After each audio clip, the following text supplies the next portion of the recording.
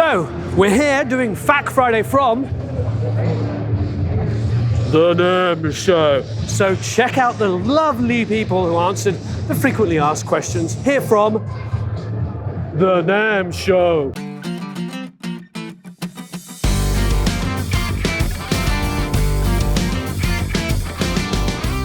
So with Philip at Austrian Audio, what is the most frequently asked question you get asked at this booth?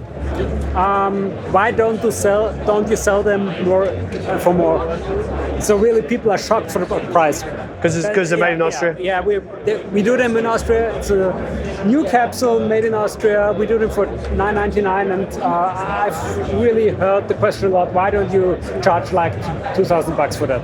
And honestly saying, I think we could, but we really want to move some of those wonderful microphones into the world. We want to see them on stages. We want to see them live. We want to gain the market by doing a bit of volume, and this is why I really give them I think it's the retailers asking you because they want a bigger margin. They're like, sell it for more so we can make more money. That's what you said. I would never go against you. Wink. All right. Thank you very much. Thank you. We're back with the lovely folks at SE Electronics, and I'm going to ask you a frequently asked question. What is one of the most frequently asked questions you get? Absolutely. So not only from customers do we get this question, but we also get it from front of house engineers. And it's a common issue, but we're always asked, what is the proper mic technique? And often people want to cup the mic. We highly recommend, if you're going to cup a mic, to cup a V7. Not only do we have a nice beveled edge here to rest your hand, but we also have a fantastic pickup pattern that is a super cardioid. So with our rejection on the sides, you will not have any issues. You will not have that. You will have a very natural, transparent sound still, and you will look absolutely cool. So for Glenn Fricker, Glenn, you can cup this mic. Yes. Give it a try. Back with Andres for a frequently asked question. So what is the most frequently asked question you get? Well, the most frequent question is there any difference between $100 Chinese-made mic and this European handcrafted made around $1,000 mic? And I always answer like there are 3 points. First of all, it's a client support. You can actually call us. You can actually call like and speak with a real person and solve problems. Is there any problem? They're a very small company, and you might get him on the phone. Yeah. Yeah. Second thing is it's a longevity. The mic lasts, the handcrafted mic lasts for at least 5 to 10 years, sometimes 20 and 30 years. So it's an investment in your like future. Yeah. And third is it's that those handcrafted mics gives you that confidence and that extra mile for your studio and for your like so to speak success, and it gives that like wow moment when you plug it in, and you know that moment by yourself when you plug it in and it's like that's the right mic, the right mic. And I've tested lots of cheaper mics, and you know how it is. You can't usually get that wow moment in those first 5 seconds. Sometimes you can, but not here though. Yeah. Definitely not the $100. Although there are some wonderful microphones that are bargains. But to me, it's all about if you buy something that can be more utilitarian, you get a microphone like that, which we have, and you can use it in 100 different circumstances. Yeah. And there are a good handful of $100 mics that you could buy and use in 2 or 3 circumstances for the rest of your career. Yeah. But obviously, something that will do many, many jobs is very preferable. Yeah. Thanks, Luke. Thanks ever so much. Thank you. Great. Have a good day. So we're back with Maria at Leapwing. Hi. Hello. How are you? Marvelous, thank you very much. I hope you're doing well. So, what is one of the most frequently asked questions you get? So, one of the most frequently asked questions that we've been having, and we really listened to you guys, was the possibility of getting changeable frequencies for the crossover filters. So that is a feature that we have incorporated. So now you can choose the frequency that you want. And it was the number one thing I asked. There you go. Pep. We're talking about Emiliano, one of the Leapwing, one of the Leapwing guys. So yeah, we have worked on that, and also we worked on having the possibility and adding a different slope. We have the gentle and we have the steep. And also the meter now, it incorporates the momentary, the short, and the integrated. And also another thing is that before you needed to know some key commands that were pretty easy to remember to access certain features. Now everything is there. So now, for example, before for Dyne12, which by the way, if you get Dyne13, it's a free update, and you can actually have Dyne12 and Dyne13 working together. Nice. So there are some people who are big fans of Dyne12 for what it did, and now Dyne13 with all the stuff. So you can actually have them both even together. That's good. We just came across this problem where we have partitions drives Yes. with an older version, a new version, and we can only have one set of plugins across. So that's nice. And you don't need to pay more for the update. Great.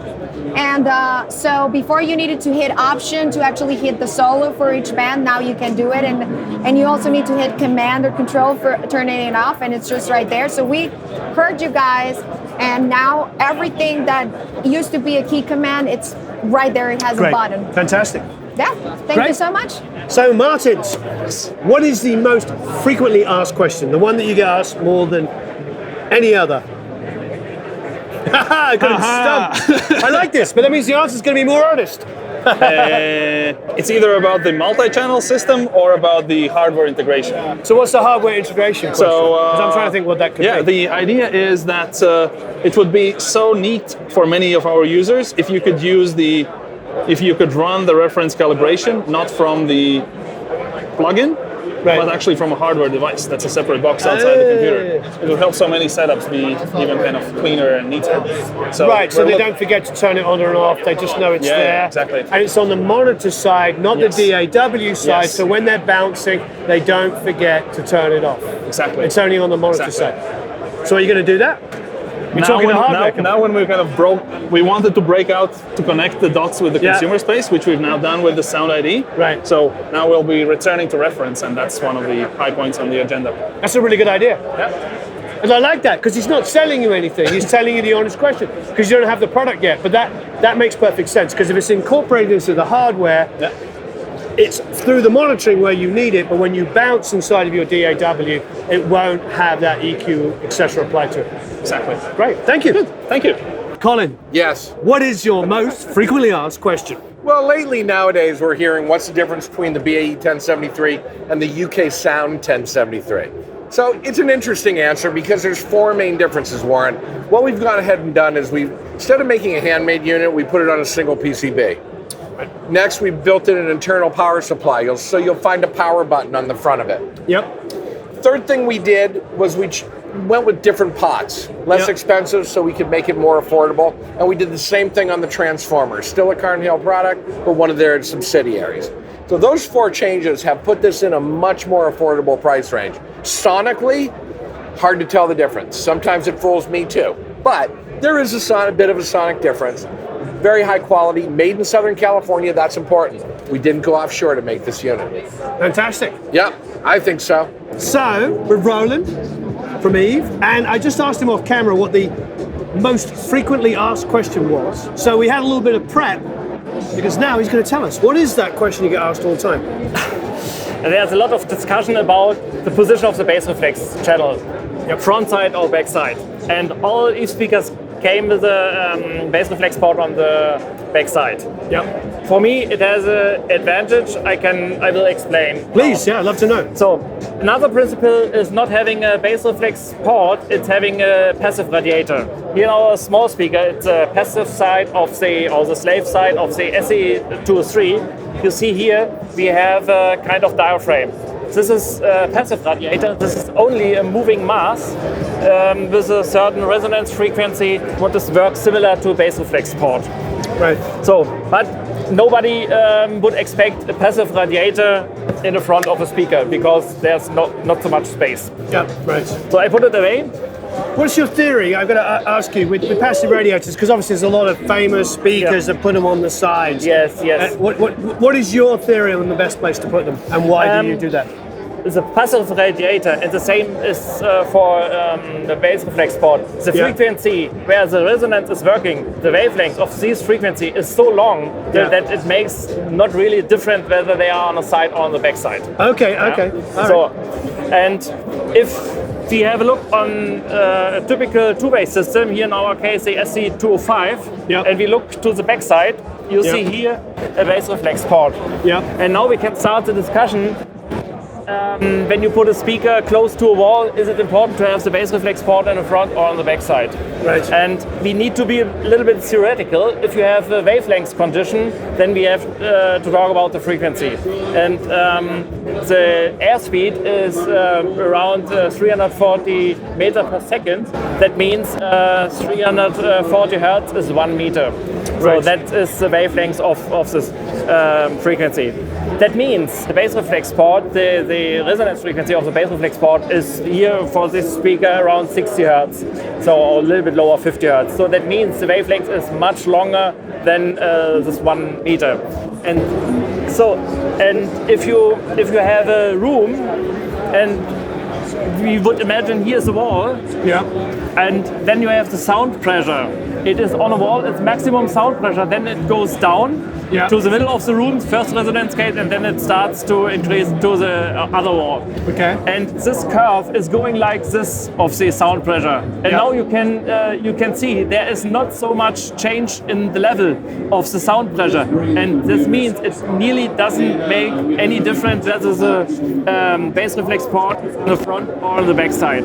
Really? So Because I was always told that you had to be a certain distance away from a wall. not really. In every Really? case, Ah. yeah, in every case, if you put a speaker closer to a wall, you have a bass increase. And there's a special case if you put a speaker into a wall, then you have a huge bass increase. That's physics. It's not. Yeah, It's okay. not to avoid. So, and another thing what you have with a bass reflex port. A bass reflex port is an open channel to a backside of the woofer. Here's the woofer, and the bass reflex port is a channel to the backside of the woofer. Right. And of course, a woofer, or in a two-way system, the woofer also emits mid-range frequencies. And you can imagine if you have this channel in the front, you have some artifacts of the mid-ranges coming through a second source in addition to the mid-range what is emitted from the woofer. Yeah. And this is for me really a big issue not to have the second sound source in the front of the speaker for mid-range frequencies, because this makes sometimes the mid-range is a little bit unprecise. And if you measure the frequency response from a bass reflex port only, then you have this resonance, this bass resonance, and then you have some other resonances in the mid-ranges, and this of course is should not be audible so far in the front. And that's for me the main reason to put it on the back side. Yeah. You have not these terrible or these bad effect, and the position of the bass reflex port, backside or front, from my opinion, doesn't play such role as it is As is commonly believed. Yes, Yeah. Fantastic. Thanks for explaining I it. hope it helps. No, it helps a lot. Thank you very much. I'm with Jackson from MXL, and we're going to ask you the most frequently asked question. What do you get asked most of all? So we get a lot of questions about where do you start, right? So I'm recommending we start with a 990, 991. It's a really good kit to start with when you're recording instruments, recording vocals, maybe even some drum overheads. So it's nice as a kit. You get some double miking ideas for both the mics. So you've got this one, you can use it for overheads. You can put this one on your fretboard. And this one, also on your guitar. So you get a lot of versatility out of this kit. Gives you a lot of options right out of the box. And it's 990 being one of our most popular mics. It's so versatile. How much? 990 usually. So the kit comes in about 150, 149. For both? Yeah, so it's very affordable. So for kit. 150 bucks, you could record a live vocal and an acoustic guitar at the same time. Which is also That's one good. of the reasons why I recommend it, is because it has a very low barrier of entry. Yeah, so if you're that's just great. starting out, you want to try a couple of things, the 990, 991 kit is a great place to start. It's great, $150. Yeah. So we're with Freddie from Nugent, Hi. and I'm going to ask you, what is the most frequently asked question that you get asked at Nugent? I'd say one of the most common questions I get asked is about ISL here, which is our true peak limiter. People often ask what the difference is between true peak limiting and any other kind of limiting. most limiters work on a sample peak, which basically only pays attention to the digital waveform that you're limiting. Whereas when you're hearing audio, what you're actually hearing is an analog reconstruction of that, be that through your headphones or speakers or whatever. It's an analog reconstruction. Because of that, when the audio kind of goes through that analog reconstruction, you might end up with some peaks which actually go above where the sample peak was, and that can cause problems if you're, dealing with codec distortion, if you're broadcasting anything. A true peak limiter pays attention to those inter-sample peaks which happen between the samples. So it means it's much safer, it means it's much more transparent sounding, it's useful if you're mastering for streaming, useful if you're mastering for vinyl, and it's just all around better. So fantastic. Yeah. Great. So that's the difference between sample peak limiting and true peak limiting. Do I have one of these, Eric? I hope so. I want one of these. If I don't have one, we'll need to have it. We'll sort you out. Yes, thank you very much. Great. So, Rollo, Izotope, how are you? Good, how are you?